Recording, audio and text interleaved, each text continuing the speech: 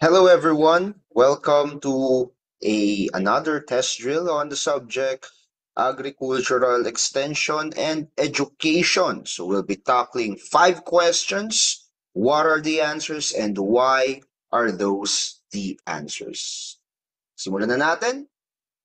Number 1, the audience involved in mass methods of extension are easy to know, fairly easy to know, both A and C, or D, not known at all. Okay? So is it A, B, C, or D? Now, in order for us to answer this question, dapat alam natin kung ano ba yung ibig sabihin ng mass method of extension. Right? So you need to have an idea on what that is. Secondly, if you're looking at the choices, both A and C can be ruled out. Bakit? Because A and C is simply A. Diba? Kasi if you have, kasi both A and C, wala ka namang sagot sa C specifically. The answer for C is both A and C. Therefore, A lang talaga yung letter C. So, by that logic, we can now cancel out letter C. So, we are now left with A, B, and D. And tinatanong dito, yung audience ng mass method of extension are what? Are they easy to know? Are they fairly easy to know? Or they are not known at all? And the answer for this is letter D. Okay? Audience in the mass method of extension are not known at all. So ulitin ko, dapat alam natin kung ano yung ibig sabihin nitong mass method na to. What is the question pertaining to? It is pertaining to a method of communication in extension, which we call as mass communication. Now, in agricultural extension, mass methods or mass communication refers to reaching a very, very large audience all at once. So yung mga tools na ginagamit dyan, for example, is radio, television, newspapers, or even social media. So bakit nga ba letter D ang tamang sagot? Now, mass methods, the mass method is very useful in disseminating information to as many people as possible at the same time. So dahil ang tinatarget niya ay maraming tao, okay, yun yung kanyang strength. It can reach a lot of people for a very, very short time. The problem here is, yung audience na tinatarget ng mass communication or mass method in extension is not known at all. Why? Kasi hindi naman personalized yung approach. Therefore, they do not know kung sino ba yung nanonood sa TV, nakikinig sa radyo, okay, or nagbabasa sa dyaryo. Therefore, ang mass communication, yung audience niya, they are not known at all. Okay? If we are going to contrast it, for example, with individual or group extension methods, at least my personalized approach, right? Kung saan kinakausap mo yung tao or nasa isang maliit ka na grupo, nalalaman mo yung pangalan nila and nalalaman mo yung kanilang kwento. However, in the mass method of extension, hindi po, no? Because the purpose in mass method is to reach as many people as you can even though you don't know them. And those are the 3 types of extension methods that we have. Na nabanggit ko. Individual methods. This involves one-on-one interactions with the farmers, such as farm visits. Dito, yung extension workers mo, they know the farmer very well, okay? And they know the farmer's context very well din. How about group method? Sa group method naman, you are reaching a smaller defined group, let's say. So you know people in that group fairly well. So kailan ba nagkakaroon ng group method? Kapag mayroong meetings, kapag mayroong workshop. Okay? Sa mass method, ulit ko, hindi natin kilala kung sino yung audience because it is so broad, it's so many, walang personalized approach, but we can reach as many people as possible. Next question. The measure of success of this approach is farm people's willingness and ability to provide some share of the cost individually or through their local government units. So we are looking at a particular extension approach kung saan masasabi mo daw na successful itong approach na to kapag yung mga tao are willing to provide and share the cost individually or through their local government units. Ang tawag mo ba sa approach na yun ay general extension approach, cost sharing approach, commodity specialized approach, or farming systems development approach. If you're reading the question carefully, you can note that there are two words in the question that might reveal to you the answer. The first word is cost, and the second word is share. So more than likely, siguro ang tamang sagot, cost-sharing approach. And as it turns out, yes, the correct answer is letter B. Now let's explore further. What is cost-sharing approach? Now, cost-sharing approach in agricultural extension focuses on the farm people or the farmers' willingness and ability na mag-contribute doon sa gastos ng extension activity or project. Saan manggagaling itong contribution na to? More than likely, manggagaling siya doon sa individual farmers natin. And at the same time, nag-share din yung local government units, yung barangay or yung LGU sa lugar na yon. Ano yung ine-encourage ng approach na ito? This approach encourages a sense of ownership doon sa mga farmers. Bakit? Kasi kapag binabayaran nila, they are sharing with the cost of the project, then they are more involved, okay? And mas papahalagahan nila kasi naandun, na-invest yung kanilang pera. Now, the cost-sharing approach is based on the idea na kapag si farmer ay willing na mag-invest financially doon sa proyekto, then they are more likely na maging committed doon sa success ng project. Itong approach na to ay napakahalaga when it comes to what we call as financial sustainability. Okay? Kasi hindi ka mauubusan ng pondo. Why? Because the farmers will be able to provide the funds on their own for the project to be continued.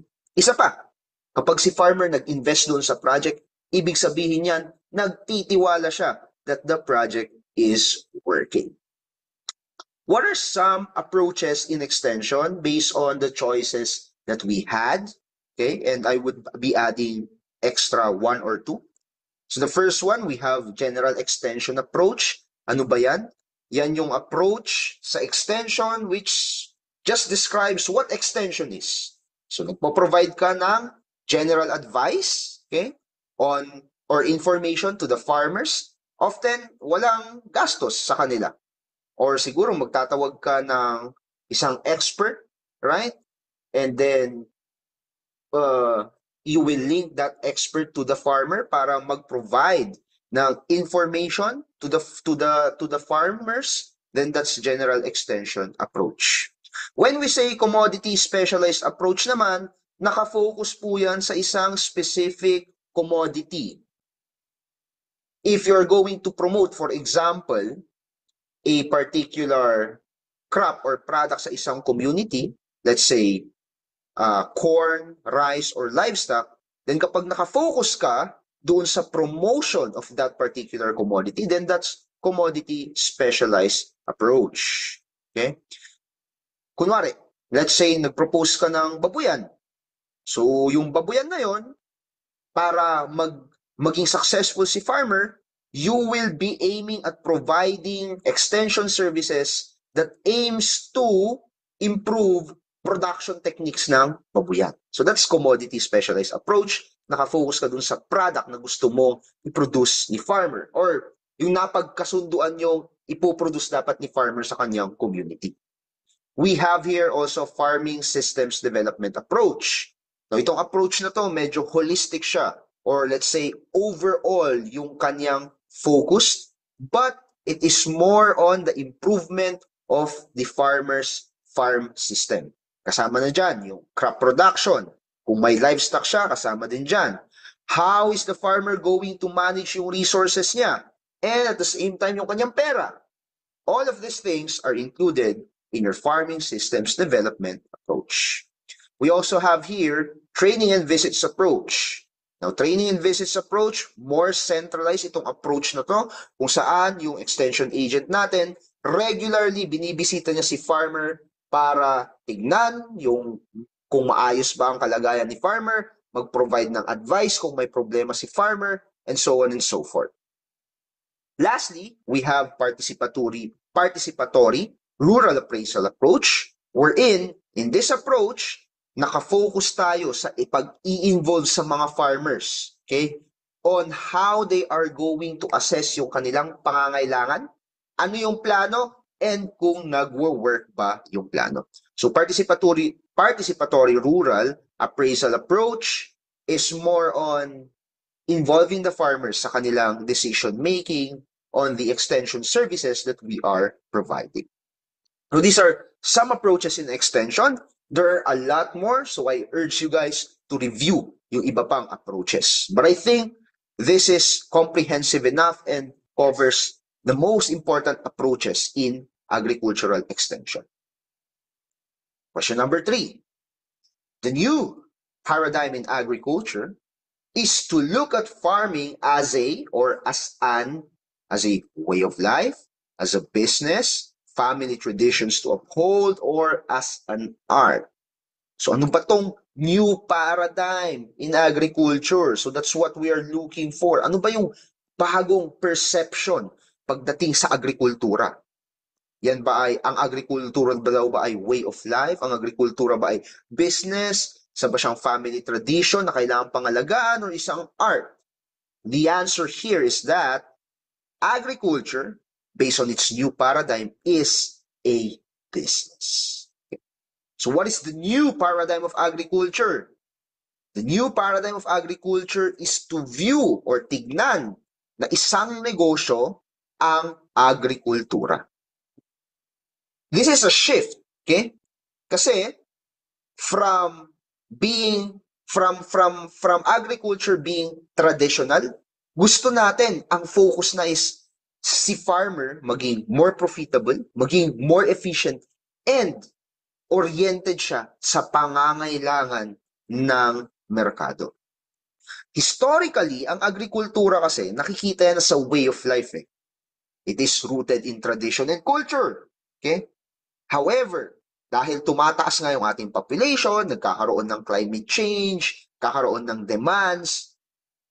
Right now, especially in developing countries, we are treating agriculture as a business enterprise. And ito yung tatlong elements ng business enterprise na to. Profitability. Siyempre gusto natin kumita si farmer sa kanyang mga farm activities. Gusto rin natin si farmer maging efficient and productive. Ibig sabihin niya, napoproduce niya kung ano yung pangangailangan, at the same time, nami-minimize niya yung kanyang gastos or waste sa kanyang farm. And lastly, we want our farmers, we want to encourage them na mag-produce sila ng mga crops or livestock na kinakailangan ng merkado. Hindi lang po produce lang, something that would give value to the market. So that's the new paradigm in agriculture.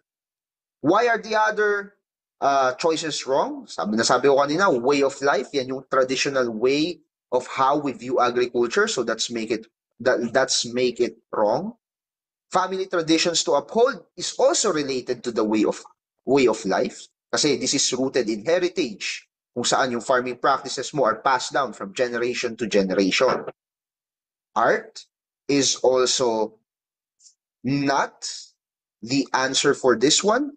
Why? Because art is, in a sense, requires skill, creativity, and experience, and hindi naman yun yung pinagfufokusan natin when it comes to modern agriculture. So we are more at looking agriculture as a business. Okay? Next, this is the stage of the adoption process wherein the farmers would apply the technology on a large scale in preference to old methods. So isa tong stage. Stage saan? Sa adoption process. Now, ano daw yung nangyayari sa stage na to?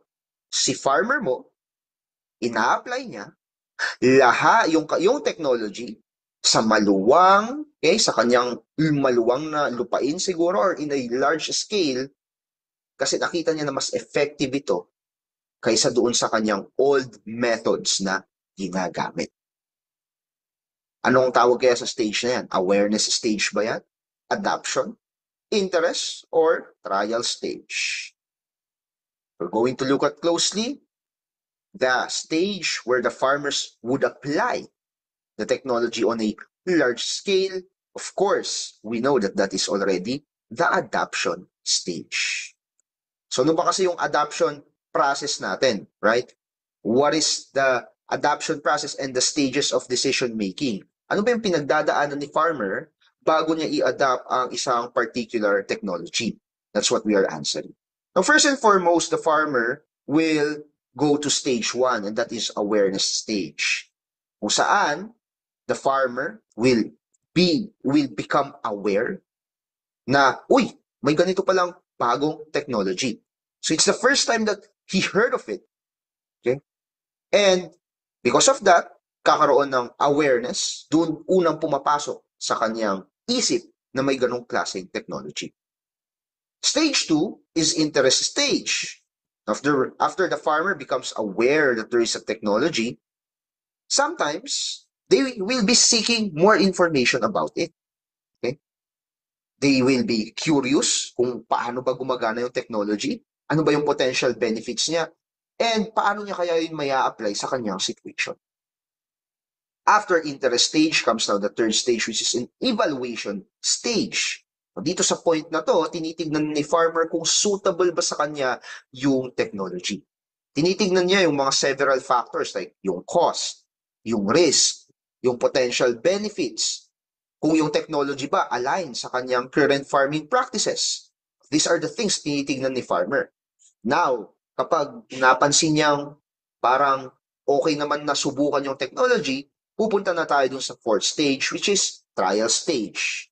Susubukan pa lang ni farmer. Susubukan pa lang niya sa isang maliit lang siguro na portion ng kanyang lupa. Hindi pa sa malawakan. Okay? Kasi ina-avoid ni farmer yung risk. Now, during this time, trial is the test phase, sabihin na rin natin, kung saan ini-evaluate ni farmer kung pwede ba may apply yung technology na yon sa kanyang farm operations. And of course, the last stage is adoption stage. This is the final stage kung saan na-convince si farmer because of the trial na okay itong technology na to, susubukan ko nga in a larger scale. Now, this particular process, especially this one, is affected by several factors. Ano-ano kaya yung mga factors na yon? We have relative advantage, compatibility, complexity, trialability, and observability. What is relative advantage? Ang relative advantage, yan yung perception ni farmer doon sa technology with regards kung yung technology ba ay mas maganda kaysa doon sa dati niyang ginagamit. Now, of course, kapag ang relative advantage ay mas mataas, ibig sabihin, nakikita ni farmer na mas maganda yung technology kaysa sa dati niyang ginagamit, then mas mataas yung probability na i-adapt niya yung technology na ating pinopromote. Another one would be compatibility.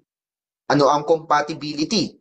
Ang compatibility determines whether nagmamatch ba yung technology sa existing values, experiences, and pangangailangan ni farmer.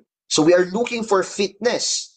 Nagfi-fit ba yung technology sa current farming system ni farmer and sa kanyang cultural practices? Ngayon, kapag itong technology na ito ay fit, okay, or wala masyadong adjustment na require kay farmer, compatible, goods, mas mataas ang chance na maya-adapt niya yung technology. However, if the technology is not compatible sa kanyang current situation, then mataas yung chance na baka hindi niya i-adapt ang technology. The third one, we have complexity. What is complexity? Gaano ba kahirap gamitin yung technology? How difficult the innovation is. Of course, kung ikaw si farmer, gusto mo na yung innovation, yung technology, madali lang siyang gamitin. So kapag more complex yung technology, lesser yung chance na maa-adapt. Kapag naman lower yung complexity, mas simple lang siya gamitin, higher yung chances na maa-adapt. The next one would be trialability. Tinitignan na rin ni farmer kung yung ating technology can be experimented or pwede ba siyang gamitin in a small scale muna. Kasi si farmer, wise yan eh. Ayaw niya sumugal agad. Gusto niya subukan muna. And some technologies, unfortunately, hindi mo pwedeng subukan in a small scale. Kaya naman, tinitignan ni farmer yan. Kaya bang subukan yung technology? Kasi kung hindi, more than likely, marerepel si farmer na i-adapt yung technology na ito. And lastly, of course, the farmer is looking at the observability, whether the results of the innovation or technology are visible sa mga farmers. Sabi nga nila, kung hindi ko nakita, hindi ako maniniwala. And ganyan si farmer. Okay? Kailangan na-observe niya na, aha, maganda nga talaga yung effect ng technology. Kasi kahit pa anong sabihin natin, napakaganda yung effect ng technology kapag di niya yung nakikita, hindi niya po i-adapt yung pinopromote natin. Now, these particular factors, including the adoption, helps us now to categorize yung tinatawag nating different adapters in the community. So, sino-sino ba yung mga adapters sa community and how can we categorize them? So, we can categorize them through the use of the diffusion of innovation model. Kung saan, meron daw tayong 5 types of adapters. First off, meron tayong innovators. Yung innovators na yan, 2.5% lang daw sila sa population ng community. Itong innovators, sila yung pinakaunang gumagamit ng technology. They are risk takers. They are willing to try out the new ideas and they play a key role para sa introduction ng innovation sa kanilang community. Ang sumusunod na gagamit ng bagong technology is yung tinatawag nating early adopters naman. Ang mga early adopters natin, they are 13.5% of the community population. They're also known as your opinion leaders. Very open din sila sa new ideas and very, very influential din sa iba. They carefully evaluate yung innovation before adopting it, but kapag nakita nila na maganda yung pag-adapt ni innovator, sumusunod na rin sila agad-agad. So yan yung ating early adopters. The third one, we call it as our early majority. 34% of the population po sila. Sila yung sumusunod sa iyong early adopters na mag-adapt ng particular technology. They are willing to adapt so long as na-convince sila na beneficial yan. And sino yung magko-convince sa kanila? Si early adopters. Okay. Lastly, second to the last, we have our late majority. Now, your late majority, these are people who are a bit skeptical. They're seeing the technology na, baka hindi yan mag-work, baka malugi lamang ako. But since almost all of the people are adopting it, nabibigyan sila ng social pressure, and that is the reason why they will be adopting the technology. Social pressure. Yan yung late majority. And finally, we have laggards. Ang mga laggards mo, sila yung pinakahuli na mag-a-adapt ng technology. They are risk averse. Ibig sabihin, iniiwasan nila anumang klase ng risk. And they do prefer traditional methods. They will only adapt kapag wala na talagang choice. Kunwari, hindi na nila pwedeng gamitin yung traditional method nila, wala silang choice, then they will adapt it. So, sila yung pinakahuli na mag-a-adapt ng particular technology. So that is a comprehensive discussion on adoption. We have covered the stages, we have covered the factors affecting it, and the categories of our adapters. Next question. This is the totality of an individual's exposure to life, which influences his ability to communicate. Ang tawag ba dyan ay character, field of experience, personality, or culture. Ito daw yung totality of an individual's exposure to life, which influences his ability to communicate. The correct answer there is field of experience. Now, in the area of communication, Schramm's model suggested na both the encoder and decoder has a field of experience. So, ganito po yung ating illustration. So, sa communication, mayroon kang dalawang tao dyan, okay, na involved in the process. You have the source, siya yung nagpapalabas ng information. Ini-encode niya yung information para mabigay doon sa destination or doon sa ating end user, doon sa tagapakinig. Okay? And dinedecode niya yan, yung message na yon. However, both of them are affected by what we call as field of experience. And itong field of experience na to affects their way to communicate. For example, naapektuhan nung field of experience na yan kung paano nila i-introduce yung kanilang sinasabi. Paano ini-introduce ni source yung kanyang technology or project doon sa community. So kung ano ba yung experience niya on various past projects from other communities, let's say, paano siya pinalaki. Yung mga factors na yan affects the way the source communicates his message. At the same time, kapag dinedecode na ni receiver yung mensahe ni source, affected rin siya by the field of experience. Okay? Kasi the way he or she interprets the message is based on the context kung nasaan siya. Kaya naman, it's very important that as an extension worker, you become aware of the field of experience ng ating mga farmers. That actually creates empathy, and empathy builds connection with the farmer. Kasi kapag may empathy ka, hindi mo lang isinasaalang-alang yung field of experience mo, but you are taking into consideration the field of experience of your farmers. And kapag naramdaman nila that you are taking into consideration yung field of experience nila, then you will build trust. Then trust will now help you to make your projects successful. Bakit nga ba mali yung ibang mga sagot? For example, character. Ano ba ang character? This is the individual's moral and ethical qualities, katulad ng integrity, honesty, and kindness. Okay? How about personality? Personality, yan yung mga psychological traits, katulad ng extroversion, extroverted ba yung tao, di ba?